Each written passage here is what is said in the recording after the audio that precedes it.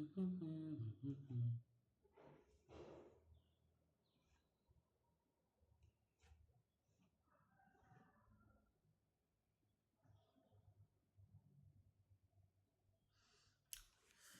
di sini pengen belajar guys. Masih pagi. Belajar apa ya? Gue sering screen dulu kali. Oke. Ceritanya pengen bikin project yang nanti bisa bakal bawa gue jadi peluang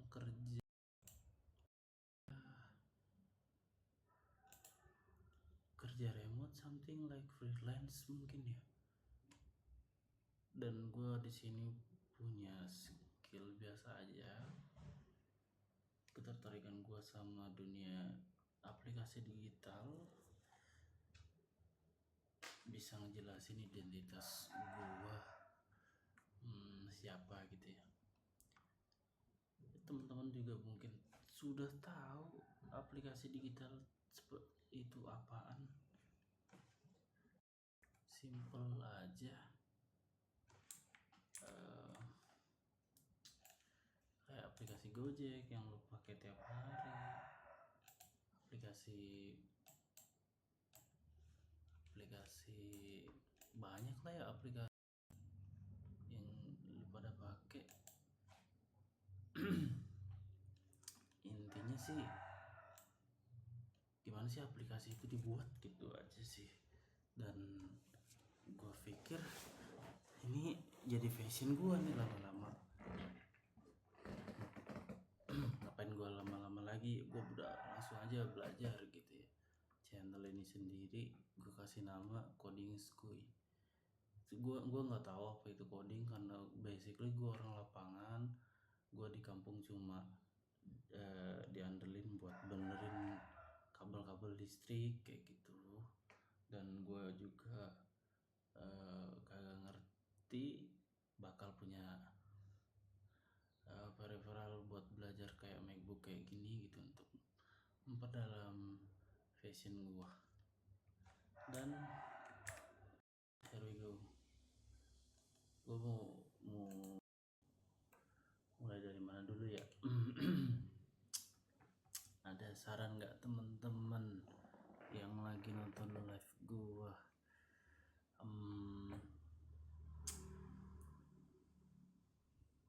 Setiap hari kan kita nongkrongin HP, kalau kagak ya laptop. Kan udah biasa ya, ada aplikasi kayak gini nih, Apple, iCloud, Yahoo, Bing, Google.com, TikTok, YouTube, Facebook gitu. Ya, gue pikir ada benefit tuh dari aplikasi developer mungkin ya, yang nyiptain aplikasi itu sendiri. Dan gue minat di salah satu substantif developer itu sendiri, yaitu programmer. Coding Skuy ini gue mau berkembang supaya jadi media tempat teman-teman belajar gitu. Adik-adik semua belajar bareng sama gue. Dan pastinya gue bakal belajar sekaligus brainstorming bareng AI ya teman-teman. Jadi gue bakal dapat banyak suggest dari AI buat pemula kayak gue, gimana caranya jadi programmer, belajar jadi programmer sampai berkarir gitu ya. Mungkin sesi kali ini gue bakal kasih judul Day One cuan dari freelance ngoding kali ya, freelance programmer atau freelance ngoding. Langsung aja ya. Ide gue pertama kali adalah konsepnya gini, gue bakal bikin desain, otomatis gue jadi desainer gitu ya, belajar juga sama, nggak ada basic yang bikin kelihatan gue wah enggak, nanti belajar bareng desain, kemudian dari desain itu gue bakal implementasiin ke aplikasi handphone teman-teman gitu. Gimana, penasaran nggak? Langsung aja kalau gitu kita buka temen ngopi kita guys. Teman brainstorming aja sih. Nah, kita coba deskripsikan AI ini supaya jadi asisten kita ya dalam belajar ngoding dan berkarir.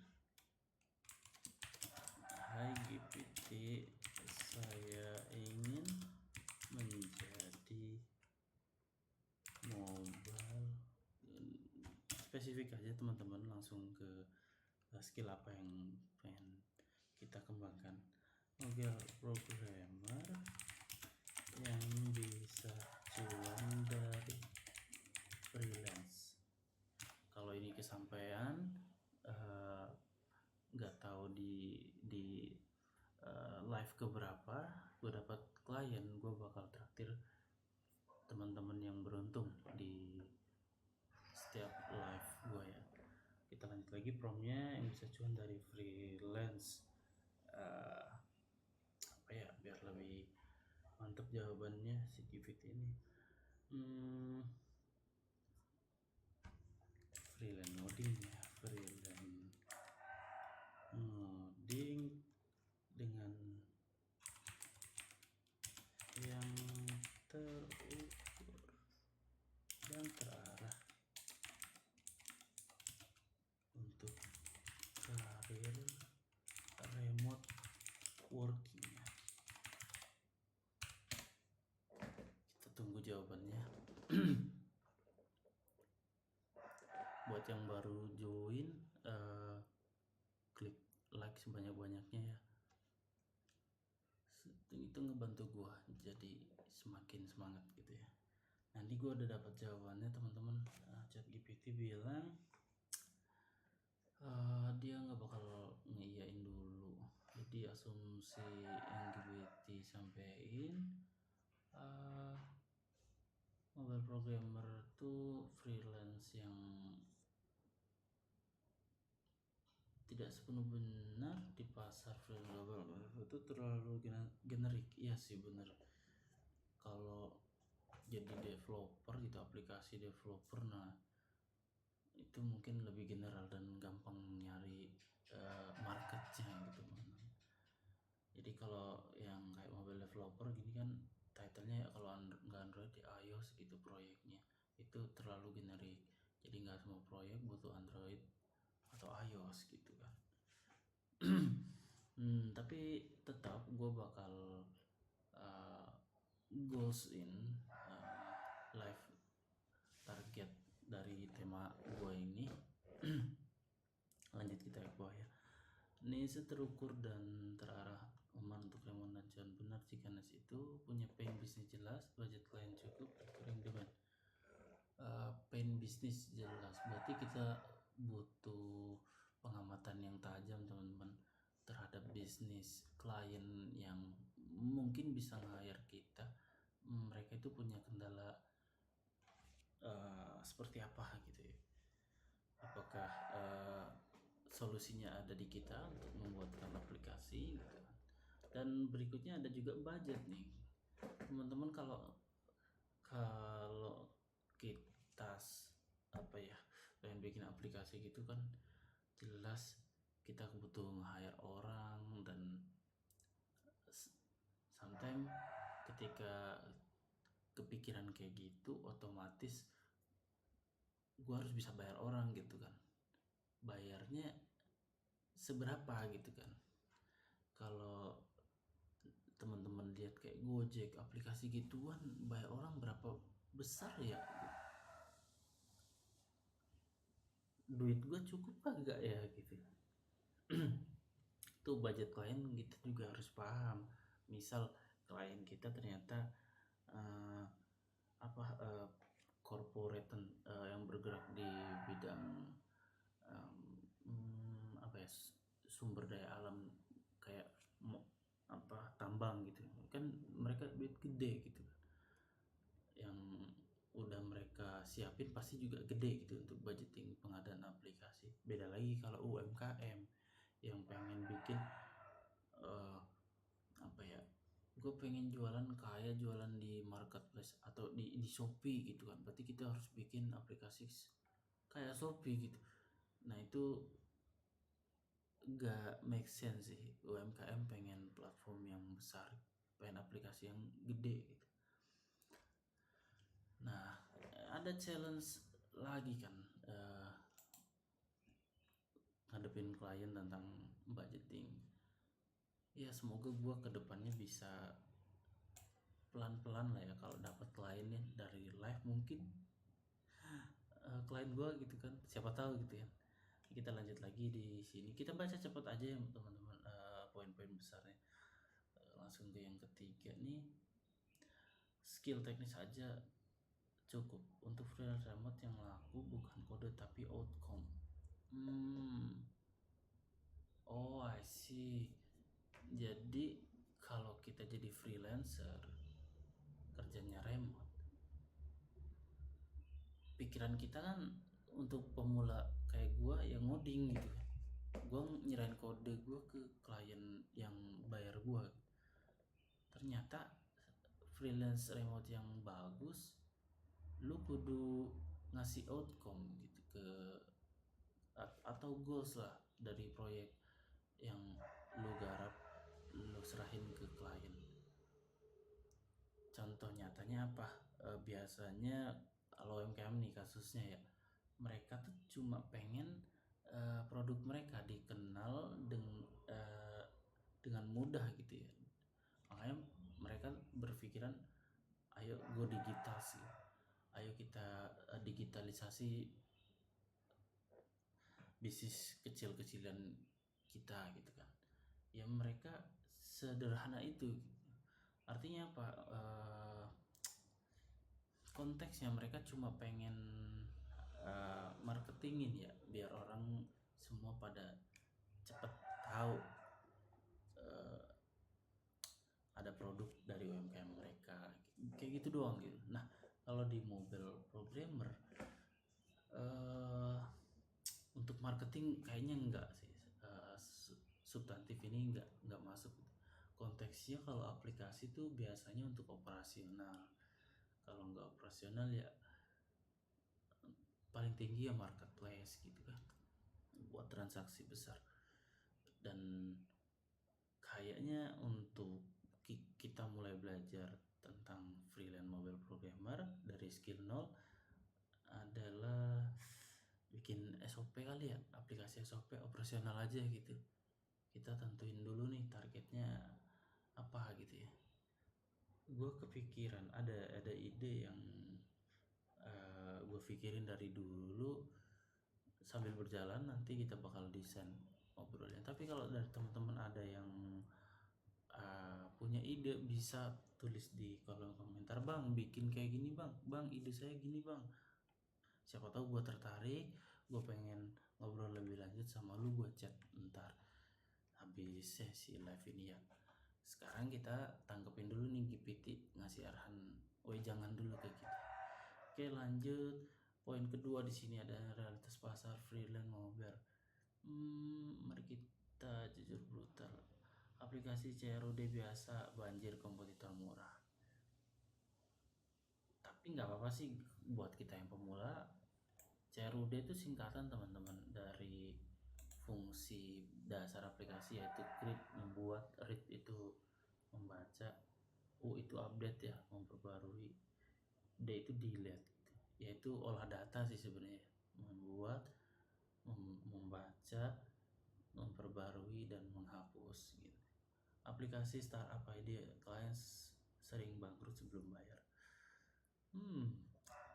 Ya lucu banget sih memang di Indonesia nih, kita lagi tadinya mau apa ya, go digital, industri digital, tapi balik lagi ke fundamental, UMKM kita itu belum punya dana yang besar gitu teman-teman. Sekalipun didukung sama pemerintah, ya banyak akses yang mereka nggak bisa gapai untuk dapetin fasilitas pemerintah. Tapi kan nggak seberapa juga gitu untuk uh, bayar profesional kayak yang kita mau lakuin jadi mobile developer.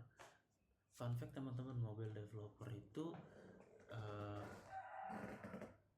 modalnya gede. Kayak lu harus punya device, handphone lu buat nyobain berkali-kali aplikasi itu, lu colokin ke komputer lu. Belum lagi kalau komputer lu MacBook gitu kan. Tapi sekarang MacBook lebih lebih murah dan lebih worth it sih menurut gua. Dan device yang gua pakai ini MacBook 2020 ya, M1 pertama, harganya lebih murah daripada MacBook yang Intel terakhir ya untuk seri Pro. Nah itu juga gede gitu. Makanya startup tadi kayaknya dari fundamental keuangan mereka tuh cenderung belum stabil aja sih.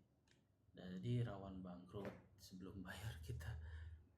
Next lagi ada game indie high effort low probability.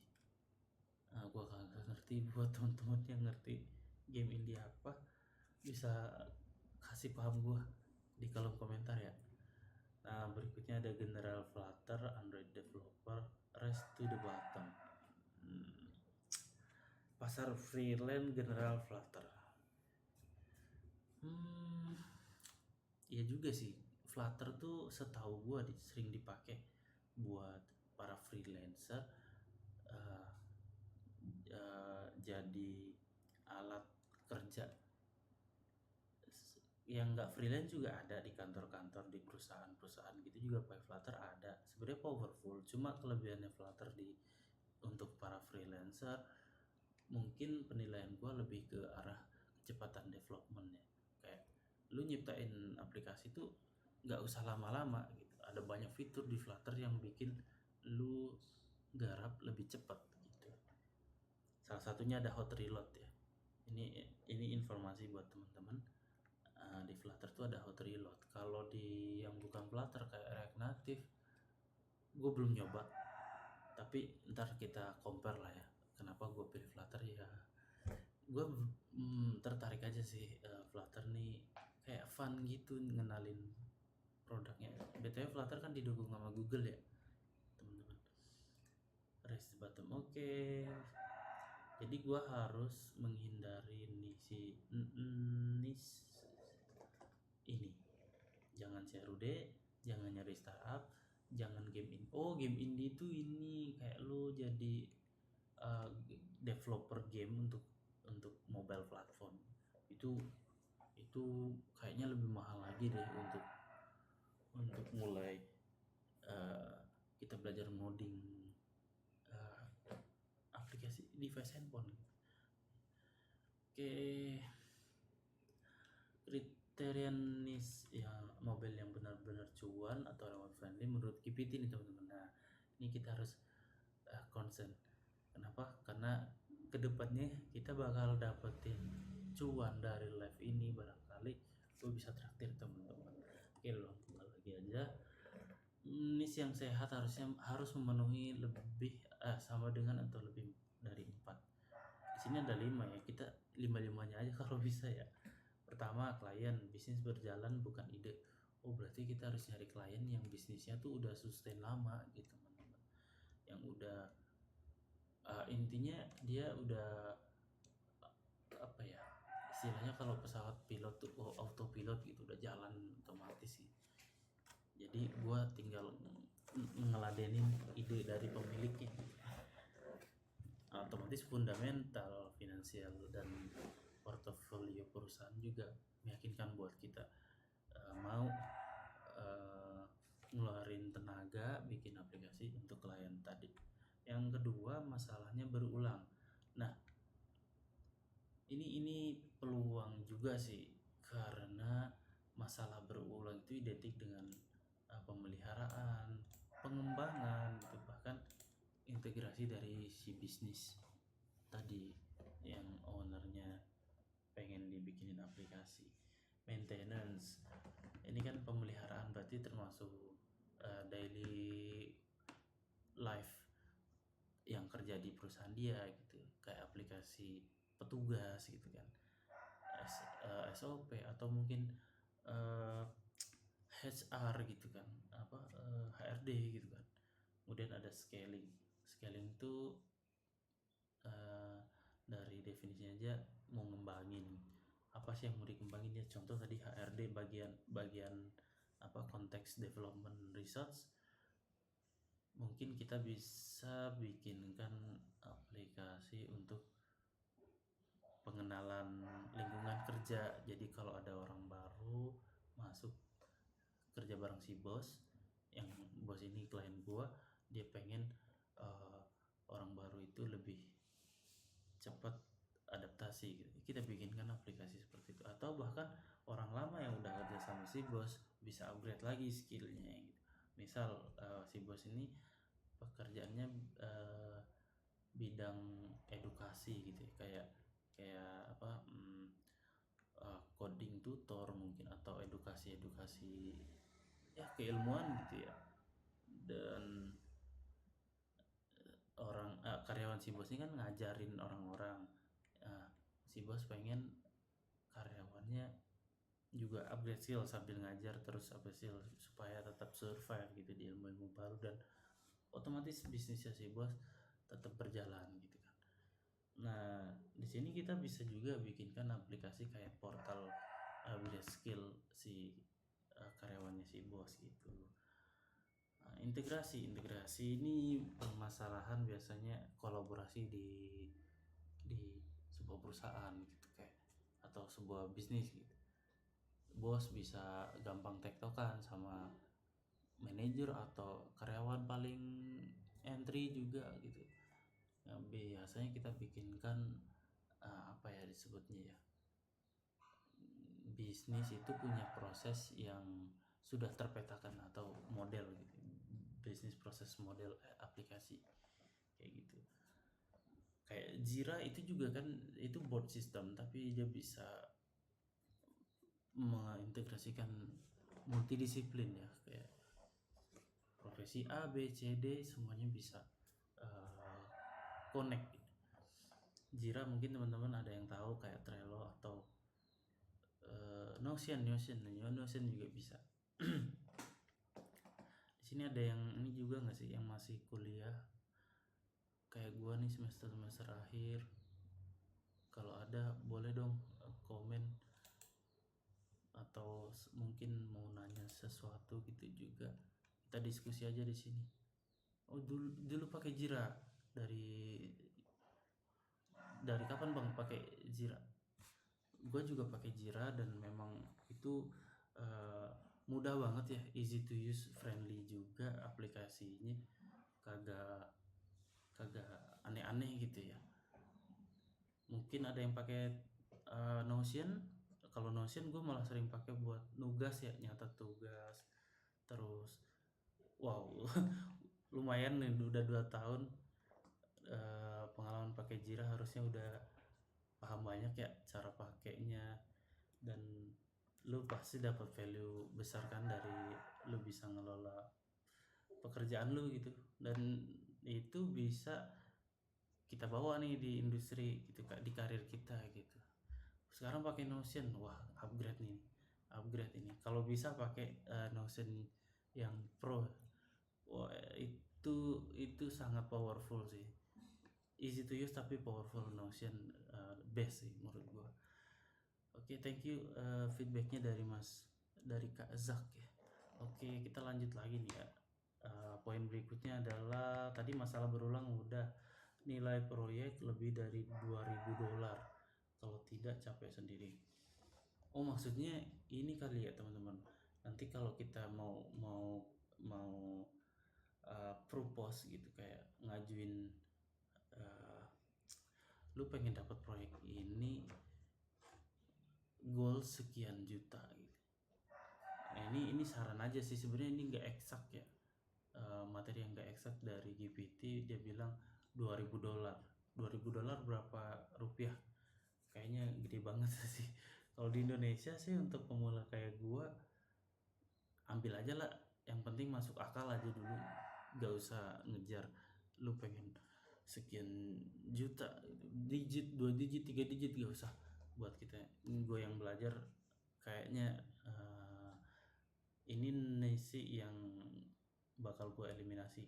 Jadi yang 4 berarti 1, 2, 4, 5. Kita lanjut ke yang 4. Tidak bergantung lokasi atau regulasi lokal. Mungkin maksudnya kayak ada aturan gitu teman-teman. Kalau lu bikin aplikasi game online kan, lu bakal di uh, inspeksi sama review. Kalau lu bikin untuk aplikasi Android dari Google, kalau lu bikin untuk iPhone ya dari Apple gitu kan. Yes, gue setuju banget dari statement Kak Zak. Nice. Kemudian ini ada lagi, tax barrier cukup tinggi, tidak mudah digantikan. Oh, gue ngerti. Bisnisnya si klien nih saking sustainnya, dia bisa dibilang big big four gitu, kayak di antara bisnis yang lain dia yang paling mantap gitu ya. Take barrier cukup tinggi. Oke, lanjut lagi ke poin 4 nih, si niche mobile yang terukur dan terarah, bukan asal sebut. Nah, ini dikasih tahu guys, dikasih spill, kita nanti bakal approve ke klien kayak gimana. Di sini ada satu saran logistik company kayak JNE atau apa JNT dan kawan-kawannya gitu. Ada manufacturing, gua kurang ngerti manufacturing apa, tapi kayaknya memang profitable banget kalau kita coba approach ke mereka gitu ya. Field service, layanan lapangan, kemudian warehouse dan sales team. Sales team. Oke. Apa lagi nih? Teknis. Alat kerja, Roy jelas. What do you want to do with this? Yes, gue setuju sama statement Kak Zak tadi.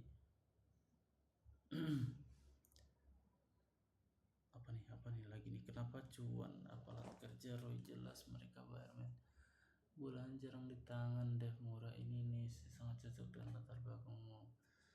Oke. Fixer mobile developer. Nah, opsi kedua ini justru kita bukan bangun proyek ya, tapi lebih ke maintain proyek yang udah ada, kita perbaikin sesuai kasus gitu ya.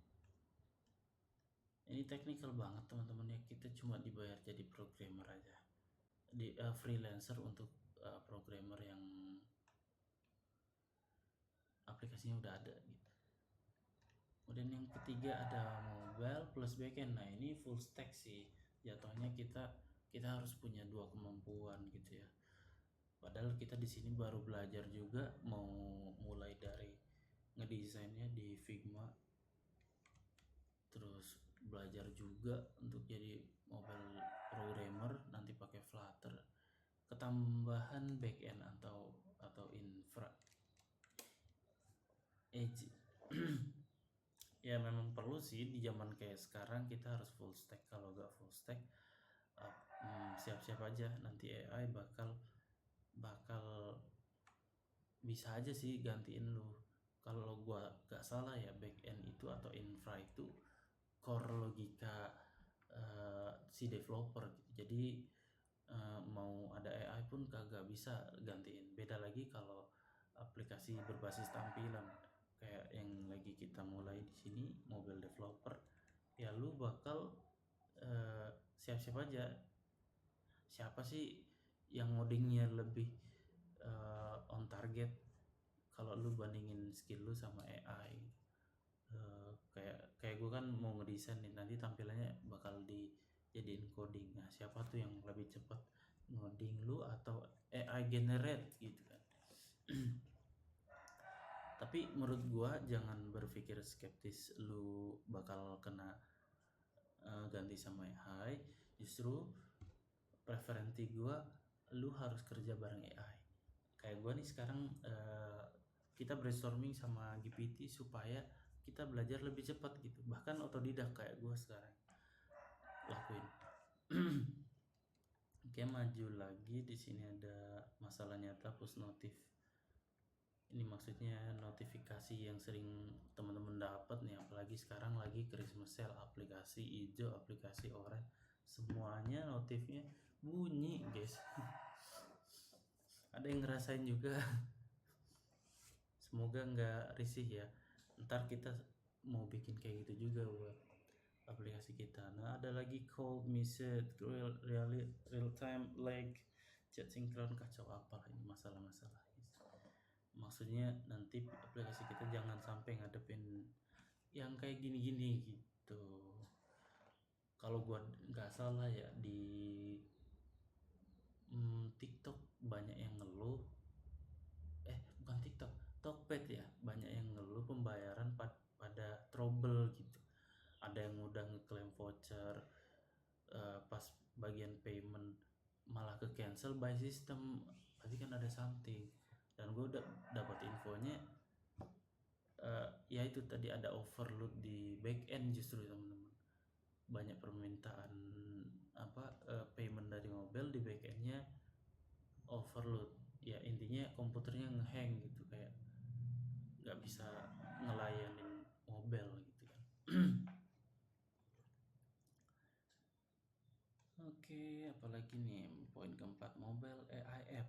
Ini lagi tren nih karena industrinya kita mulai ngarah ke AI-an gitu ya. Otomatis semua aplikasi kalau dikasih basis AI bakal full fitur kayak istilahnya kali ya guys ya. Nah nih bisa cuan kalau AI fitur pendukung, bukan AI ide startup. AI ide startup. Kalau teman-teman pakai aplikasi di handphone yang ada AI-nya, contohnya ChatGPT aplikasi, atau Gemini AI buat Android user, atau AI Apple Intelligence di HP kalian, kan juga pasti ngerasain, wah, gue pegang HP ada asistennya gitu kan, gue minta dibikinin jadwal alarm gue bangun, dibikinin gitu kan. Nggak kayak dulu lu harus buka aplikasinya, install dulu aplikasinya, lu isi manual gitu, mau jam berapa bangun, alarm soundnya pakai apa. Sekarang lu cuma bilang aja, HP lu bakal gerak sendiri gitu, HP lu bakal eksekusi sendiri. Nah itu yang disebut fitur pendukung gitu. Jadi bukan AI idenya doang. Kayak GPT gini kan, ini basicnya AI, aplikasi AI yaitu chat based, karena AI itu kan generate yang model generatif AI ya. Setahu gua ya chat based, dia berpikir berdasarkan chat yang dimasukkan dan keluar juga chat gitu kan. 5 kesalahan fatal yang sering dilakukan developer. Saya bisa Flutter, tidak menjual. Nunggu klien ngajarin problem, tidak punya case studi nyata, tidak punya positioning satu kalimat, mengejar. Wah, iya sih, kayaknya begitu ya. Gue kagak tahu, tapi semoga gue kagak ngalamin kayak gini. Next, ini rekomendasi GPT buat gue. Tujuannya remote, cuan, dan gue diarahin buat pilih satu dari urut prioritas: mobile B2B internal tools, mobile fixer stability expert, mobile real time notification specialist. Kayaknya gue lebih tertarik ke 1 dan 2 guys, apalagi kasus kita sekarang lagi belajar gitu, otomatis urutan prioritasnya yang nomor 1 dulu. Nanti kalau gue udah jago, gue bakal terima juga challenge dari klien untuk fixing gitu kan, perbaikin atau membuat optimasi aplikasi dan bla bla bla. Nah oke, ini udah selesai nih. Berikutnya gue harus mulai apa nih? karena gue nggak tahu gue harus ngapain dulu, gue bakal minta GPT buatin roadmap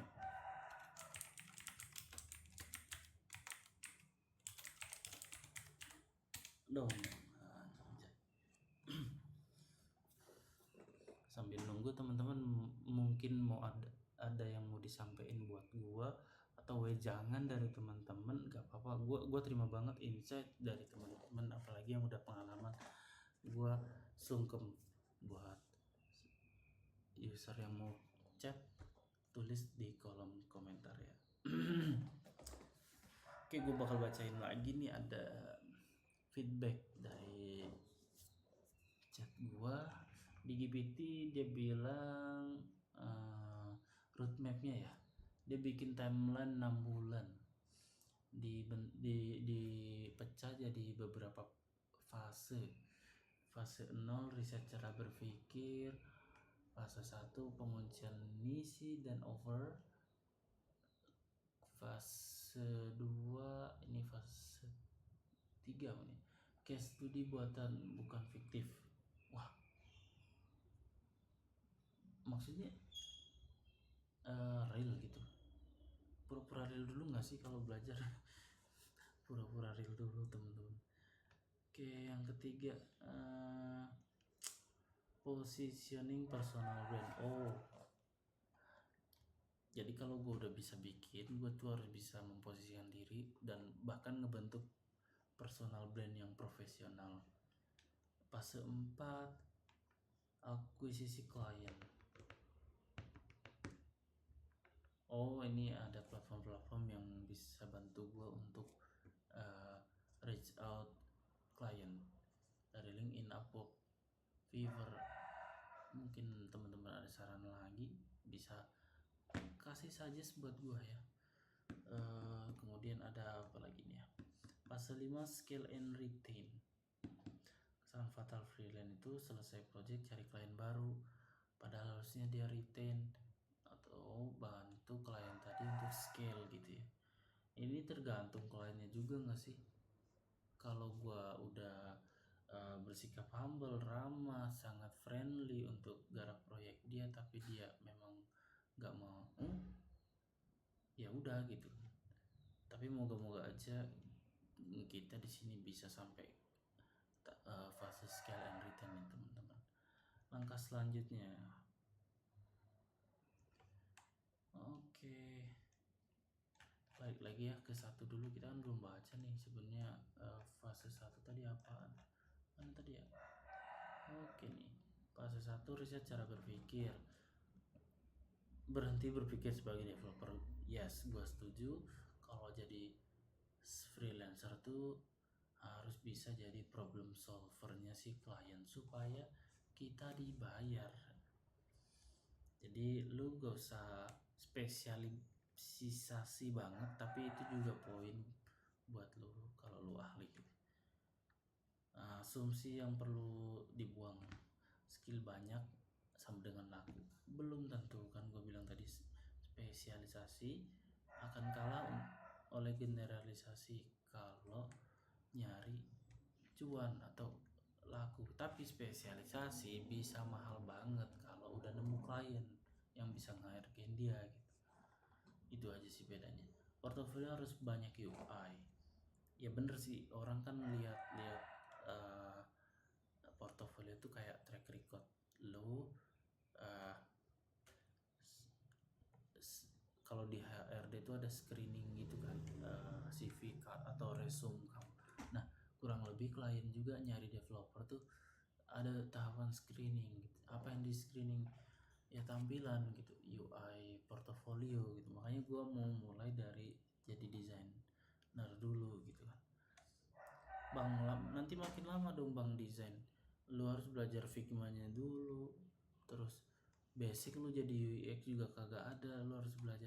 Tenang, gue bakal jadi UX designer dibantu GPT juga gitu teman-teman. Ya kalau ahli atau detail banget sih kagak, gue nggak ngejar ke situ. Yang penting gue bisa pakai basicnya aja dulu, Figma design, supaya portofolio UI gue ada gitu. Oke, freelance itu nunggu job datang. Iya bener sih. Tapi kok dia bilang asumsi yang perlu dibuang ya. Berarti gua jangan nunggu, gua yang harus eh, datengin tuh si job itu dimanapun ya. Nanti dibantulah sama teman-teman semua di sini ya.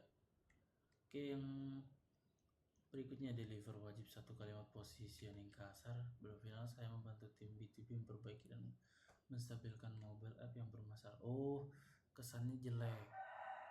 Jangan kayak gitu guys ya, ditulis di portofolio. Kasih kasih tulisan yang ramah gitu. Oke, fase 1 kita tahu uh, cara berpikirnya kayak gitu. Yang fase kedua adalah penguncian niche.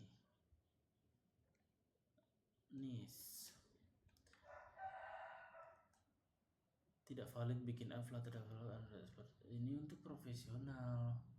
Kita tuh harus mengunci masalah spesifik supaya klien tahu yang mereka butuhin itu sesuai. Contohnya aplikasi klien udah punya aplikasi dan aplikasinya sering error gitu. Berarti kan gue harus nyampein di portofolio gue bahwa gue tuh ahli di bidang apps ya, aplikasi sering guys, apa ya sebut, optimasi mungkin ya, optimasi aplikasi gitu. Next, ini udah jam 6.45 teman-teman, gak kerasa kita udah 42 menit live dan masih ada pembahasan lanjut. Kita bakal lanjut lagi di live sesi berikutnya.